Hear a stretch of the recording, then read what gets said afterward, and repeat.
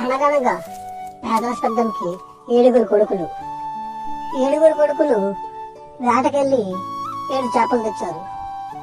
అందులో ఒక చేప ఎండలేదు. అప్పుడు పేదరాశపెద్దమ్మ వచ్చి అడిగింది, ఏ చేప ఎందుకు ఎండలేదు అని అడిగింది. చేప అన్నది, సూర్యుడు సరిగా ఎండబెట్టలేదు అంది. సూర్యుడు ఎందుకు ఎండబెట్టలేదు అని అడిగింది.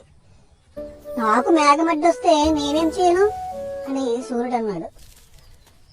అప్పుడు పేదరాశపెద్దమ్మ మేఘం దగ్గరికి వెళ్తూ, ఏ మేఘమా ఎందుకు సూర్యుడికి అడ్డొచ్చావు అని అడిగింది. మేఘమన్నది, గాలి నన్ను బాగా వేగంతో పట్టుకెళ్తుంది అని చెప్పింది. యాయే గాలి ఎందుకు వేగంగా నెట్టావు అని పేదరాశపెద్దమ్మ అడగగానే, నాకు చెట్టు అడ్డంగా వచ్చింది చెప్పింది.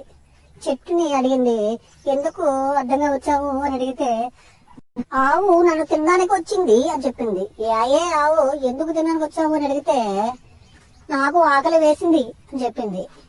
అప్పుడు ఏ చిన్నపిల్లడా ఎందుకు అన్నం పెట్టలేదు, దానికి గడ్డి వేయలేదు అని అడిగితే, నన్ను సీమ కుట్టింది అని సమాధానం ఇచ్చాడు.